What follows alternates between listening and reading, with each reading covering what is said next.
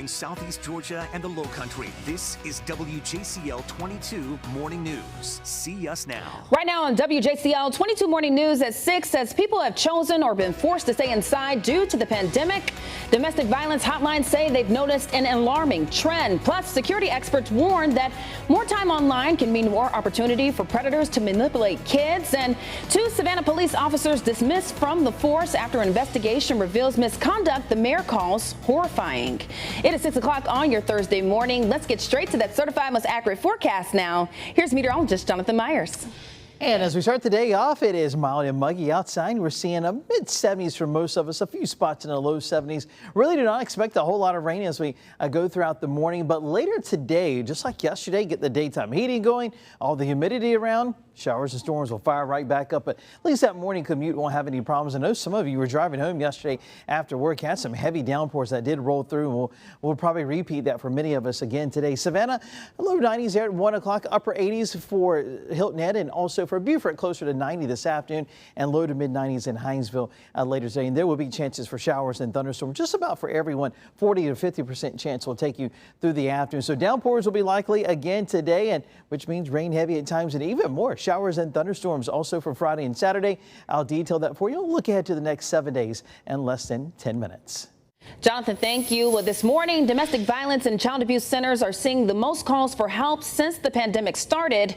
And WJCL's Daniel Robinson joins us live now with why there's been a spike in calls and what to do if someone needs help. Good morning.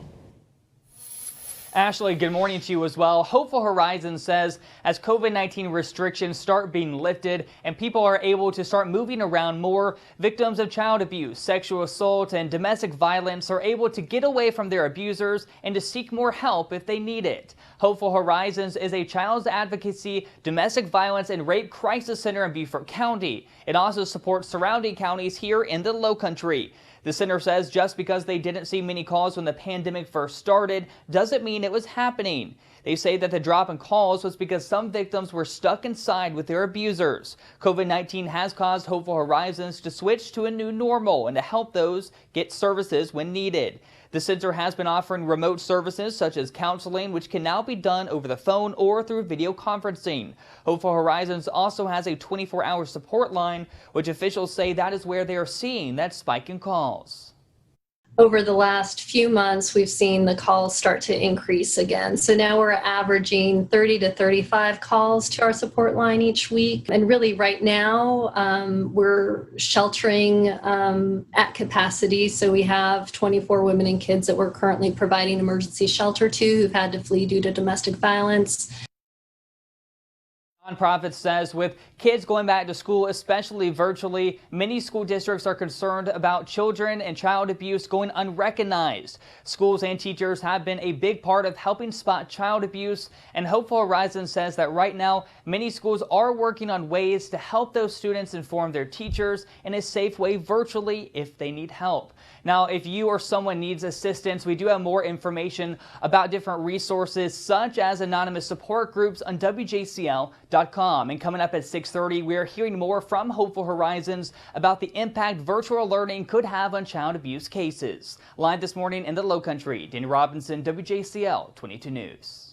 Daniel, thank you so much. Well, internet traffic has soared since the pandemic started, surging a startling 30% or more, and that's according to most providers. But all that extra time online creates risk for vulnerable populations, especially your kids. Consumer expert Asa Aaron Smith has a warning for parents and caretakers. We've long feared predators hanging around the schoolyard. Now the threats have morphed from strangers in trench coats to anonymous email in the new schoolyard.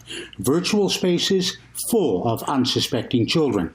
Chris Hadnaghi is known for his work in IT security and establishing Innocent Lives Foundation, an organization that helps track and identify child predators. He says the term predator describes many behaviors. Some predators are looking to befriend a child, to get a relationship with them, while all the time making believe that they are another child. So I'm another 13-year-old little girl, and I'm having family problems just like you, and I'm lonely, and let's have a friendship. usually with the end goal of getting them to send risque pictures. The danger escalates once the child sends the pictures. As soon as the child does, saying, I have this picture, I'm not a kid, I'm an adult, I'm a 40-year-old man, and now here's what you're going to do. You're going to get on camera and you're going to do something sexually explicit. And if you don't, I'm going to embarrass you with this photo to your dad or to your parents or to your friends at school. And out of sheer terror, the child complies. And it's not always just a one-on-one encounter. Recently, even we found a website that is selling access to these girls or young girls, young boys, who their accounts have been hacked, and people are selling access to that so you can join in and watch while these kids do things to themselves. It's pretty horrific. It gets worse. The groomers will oftentimes try to make the child isolate themselves from other friendships. So you'll find that they have one person they're talking to. A person as an adult groomer will often give gifts to the child. So maybe something like a brand new gaming system, or this is very common, they'll send a phone or a tablet to the child because now they're on a device that the parents don't own. How do you detect activity like this in your home? So if all of a sudden you see your child and they got a new phone, hey, where'd you get that? Oh, a friend gave it to me. You mean a friend gave you a brand new phone? Like, what's up with that? That's a great indicator to say, oh my gosh, I got to start looking into this. Children's increased time online is enabling predators to take advantage of the perfect trifecta of COVID, quarantine, and isolation. If you are even slightly suspicious, investigate. I'm Asa Aaron Smith, WJCL 22 News. Asa, thank you so much. And to the folks at home, remember, if you have a question for Asa, you can send him an email at asa@askasa.com. Well, just 1 week after going back to in-person classes, in Effingham County, schools confirmed cases of coronavirus.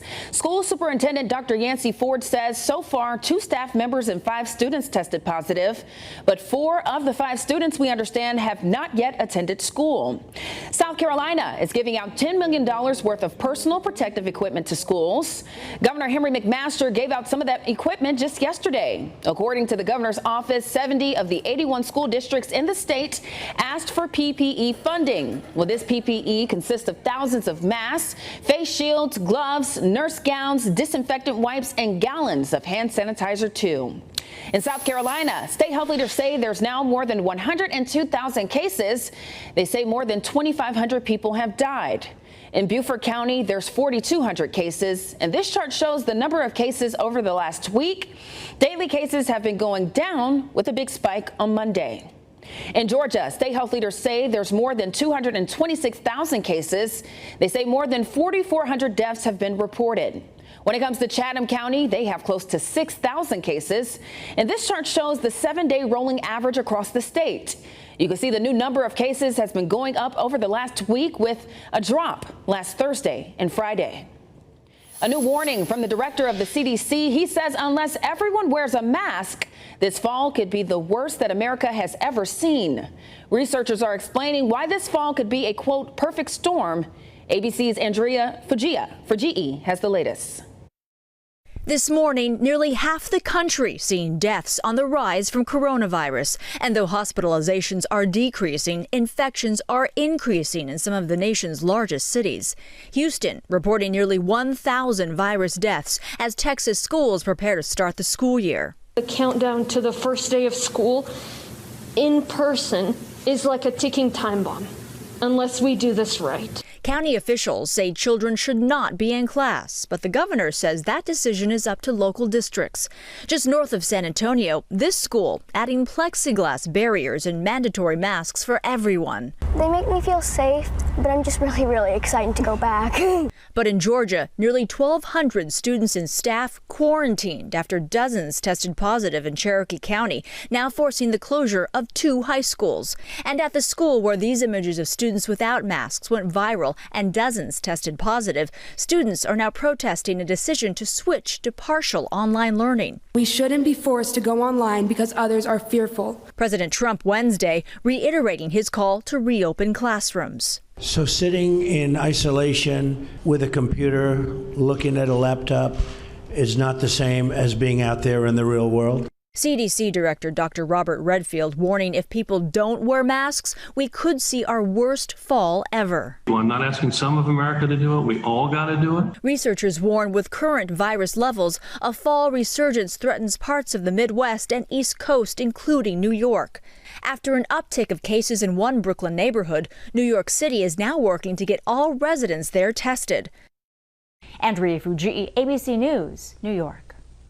Andrea, thank you. Well, the Savannah City Council will decide on how much you'll be paying in property taxes this year at its meeting this afternoon. WJCL's Emma Hamilton is joining us live this morning with more on what's being considered. Emma, good morning.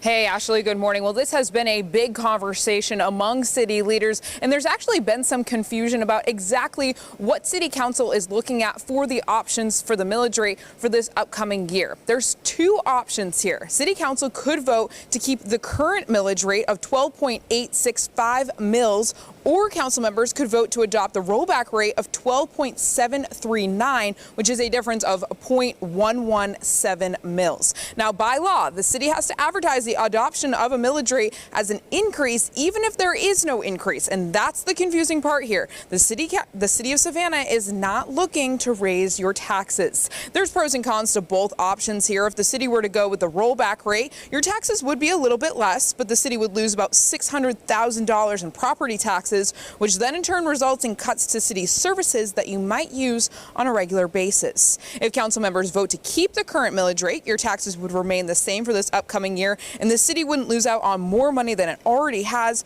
because of the coronavirus pandemic. Now, there is an opportunity to give your feedback to city council members before they vote on it this afternoon at two separate public hearings, one at 10 o'clock this morning and another at 2 o'clock this afternoon. We have more information right now on our website at WJCL.com on how you can access those meetings. Reporting live in Savannah this morning, Emma Hamilton, WJCL 22 News. Emma, thank you so much. Well, Savannah Police Chief Roy Minter says 2 police officers have been fired following a use of force investigation. Well, now that case will head to a grand jury. Chief Minter says the 2 officers, you see them on your screen, mistakenly identified the person or persons in this case and violated a total of 10 SPD policies. This incident happened back in April. Corporal Daniel Kang and Sergeant Octavio Arango were serving outstanding domestic violence warrants at an apartment complex off Abercorn Street. Well, in the process of doing that, Chief Minter says the 2 violated policies, including resistance and force, body cameras, and non-deadly force.